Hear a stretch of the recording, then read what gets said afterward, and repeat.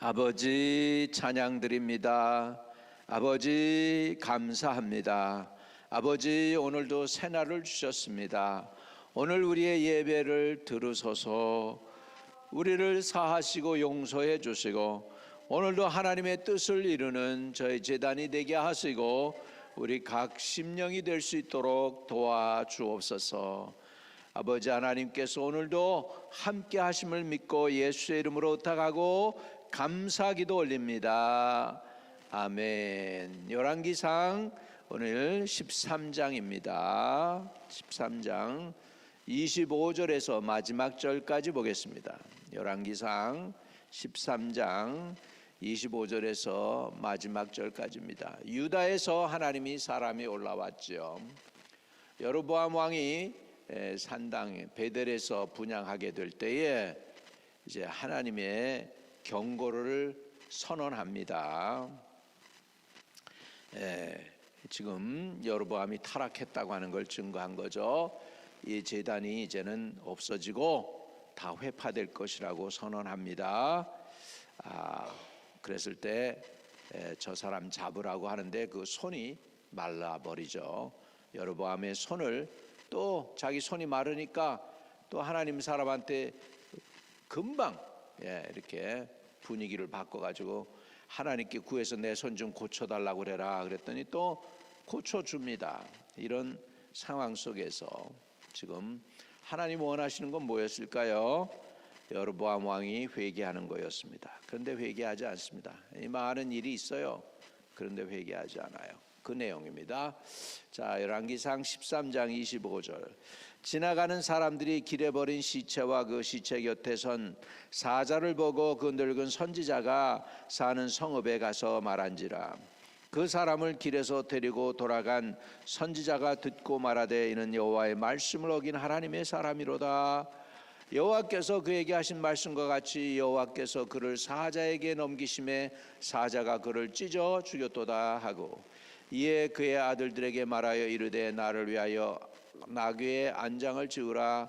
그들이 안장을 지으매 그가 가서 본즉 그 시체가 길에 버린 바 되었고 나귀와 사자는 그 시체 곁에서 있는데 사자가 시체를 먹지도 아니하였고 나귀를 찢지도 아니하였더라.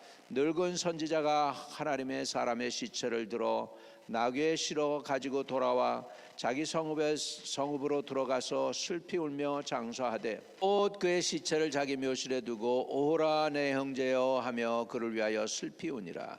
그 사람을 장사한 후에 그가 그 아들들에게 말하여 이르되 내가 죽거든 하나님의 사람을 장사한 묘실에 나를 장사하되 내 뼈를 그의 뼈 곁에 두라.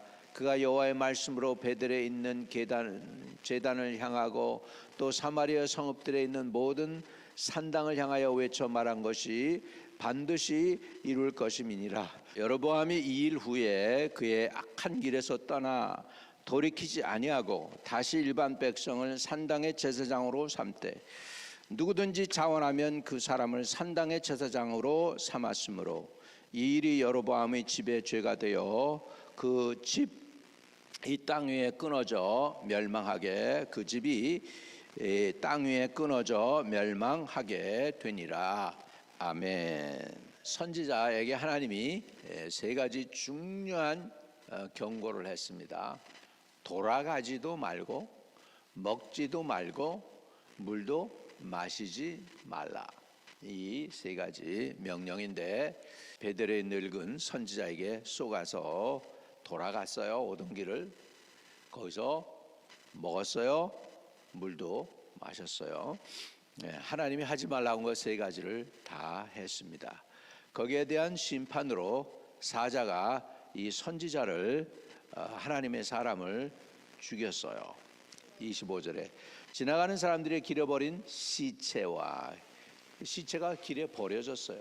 그 시체 곁에 선 사자를 보고 늙은 선지자가 사는 성읍에 가서 말한지라. 이제 이 사람 때문에 이 하나님의 사람이 죽었잖아요. 늙은 선지자가 거짓말해서 돌아가게 해가지고, 그러니까 똑같은 사람을 만든 거죠. 죄는 이렇습니다. 죄는요, 가만히 있지 않아요. 죄는 퍼져나가게 돼 있어요. 그래서 이 하나님의 사람이 유다에서 왔어요.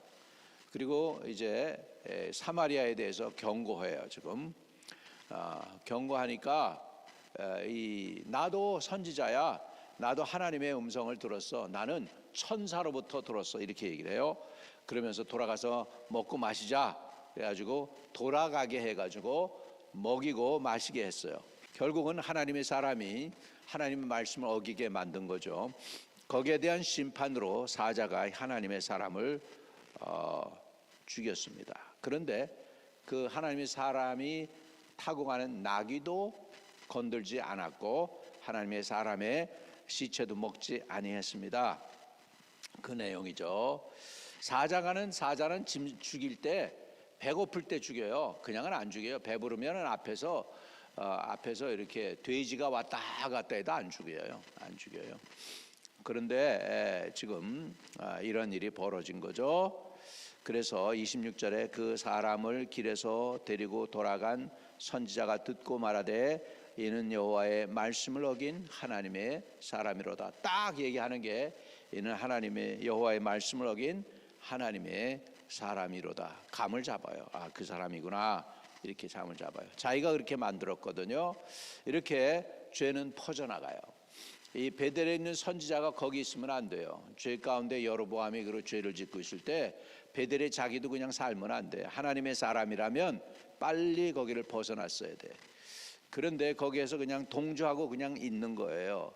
그리고서 이 죄를 갖다가 지금 하나님의 사람에게 씌운 거예요. 나도 하나님의 음성 들었어. 그래가지고 이렇게 하나님의 사람도 죄를 짓게 만듭니다.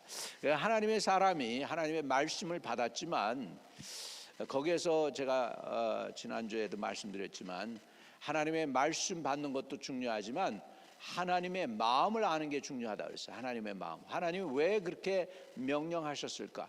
그만큼 사마리아와 여로보암의 죄를 미워하신 거예요. 그래서 물도 마시지 마, 먹지도 마, 모든 길로 돌아가지 마, 바로 와 이렇게 말씀했는데 그것을 어긴 거죠. 그래서 이제 베델의 늙은 선지자가 알아들었어요. 이 여호와의 말씀을 어긴 하나님의 사람이로구나. 벌써 알아차려요. 그리고 그에게 하신 말씀과 같이 여호와께서 그를 사자에게 넘기심에 사자가 그를 찌겨 죽였도다 하고 그 아들들에게 말하여 이르되 나를 위하여 나귀의 안장을 주라. 그들이 안장을 주매 그가 가서 본즉 그의 시체가 길에 버린 바 되었고 나귀와 사자는 그 곁에 서 있는데 사자는 그 시체 곁에 서 있는데 사자가 시체를 먹지도 아니하였고 나귀를 찢지도 아니하였더라. 이게 벌써 초자연적인 일이에요. 짐승이 나귀가 얼마나 아주 사자의 밥이 될 정도로 저기가 있잖아요. 살도 많지 않습니까? 그런데 나귀도 찢지 않고 하나님의 사람만 죽였다 그 얘기예요. 늙은 선지자가 하나님의 사람의 시체를 들어 나귀에 실어 가지고 돌아와 자기 성읍으로 돌아가서 슬피 울며 장사하되 이제 선언합니다. 선지적 사명. 거짓 선지자도 예언할 수 있어요. 곧 그 시체를 자기 묘실에 두고 오호라 내 형제여 하며 그를 위하여 슬피 우니라. 그 사람을 장사한 후에 그가 그 아들들에게 말하여 이르되 내가 죽거든 하나님의 사람을 장사한 묘실에 나를 장사하되 내 뼈를 그의 뼈 곁에 두라. 이렇게 예언합니다. 여러분 300년이 지난 후에 유다 왕 8대 왕 요시아가 나타납니다. 요시아가 나타나 가지고 이 베델에 있는 이 제단을 헐니다. 그리고 죽은 시체들의 뼈를 갖다가 갈아서 거기다 태워버립니다. 그리고 할 때 모든 우리 말로 하면 파묘했다는 거예요. 파묘. 묘지를 파버렸어. 그래가지고 이 베델에 그 금송아지가 있던 거기를 갖다가 완전히 회파해버리고 없애버리는데요. 그때 파묘하지 않은 유일한 묘가 있어요. 바로 이 죽었던 유다에서 온 이 하나님의 사람 뼈하고 이 늙은 선지자의 뼈는 그냥 내버려 둡니다. 그래서 죽고 난 다음에 300년 후에 그래도 그 죽음의 잠이 회파되지 않는 거예요. 이렇게 그러니까 그걸 아는 거야 이게. 그래서 하나님의 사람 뼈 곁에 내 뼈를 둬라 이렇게 해서 자기 300년 후에 자기의 묘지가 회파되지 않을 거를 지금 알고 그렇게 선언을 합니다. 그가 여호와의 말씀으로 베델에 있는 제단을 향하고 또 사마리아 성읍들에 있는 모든 산당을 향하여 외쳐 말한 것이 반드시 이룰 것입니다. 미래를 알아요. 선지자들은 미래를 압니다. 300년 400년을 압니다. 또 2000년 후를 압니다. 왜? 성령이 너에게 임하시면 저가 장래일을 너에게 알리시리라. 장래일을 알리시리라. 미래일도 보여주신다는 것이죠. 자, 이런 복잡한 일들을 이련의 과정이 지금 다 있었어요. 그 이유가 뭔가? 그 이유는 여로보암이 회개하기 위해서였어요. 이 사마리아라고 하는 그 이스라엘이 회개하고 돌아오기를 원했는데 그럼에도 불구하고 여로보암이 어떡하나 봐요. 33절 여로보암이 이 일 후에도 그의 악한 길에서 떠나 돌이키지 아니하고 다시 일반 백성을 산당의 제사장으로 삼되 누구든지 자원하면 그 사람들을 산당의 제사장으로 삼았으므로 이 일이 여로보암이 집의 죄가 되어 그 집이 땅 위에서 끊어져 멸망하게 되니라까지 나온 거예요. 그래서 선지자 죽음은 그러면 여로보암은 뭐냐? 여로보암의 어리석음이 있어요. 그건 첫째는 선지자의 죽음을 통해서도 깨닫지 못해요. 여러분 존귀에 처하나 깨닫지 못하는 사람을 뭐라 합니까? 성경에 멸망하는 짐승과 같도다 그럽니다. 멸망하는 짐승. 그러니까 여로보암을 하나님이 멸망시키는 짐승처럼 멸망시켜 버려요. 그 다음에 여로보암의 어리석음은 뭐냐? 선지자 죽음을 때문에 깨닫지 못하고 자기의 임무대로 제사장을 마음대로 삼아 레위 지파가 아닌, 그리고 결국은 거기에 대한 결과로 자기의 후손들이 끊어지는 진노를 받은 사람이 됩니다. 하나님이 오늘 저와 여러분에게는 이유를 어떠하든지 간에 회개의 영을 부어 주셔서 저와 여러분이 하나님 앞에 회개함으로 하나님의 은총을 입는 분들 되시기를 축복합니다. 하나님 아버지, 우리에게 회개의 영을 부어 주옵소서. 여로보암처럼 어리석거나 미련하지 않게 하시고 회개할 기회가 있을 때 얼른 엎드려 회개할 수 있게 해 주옵소서.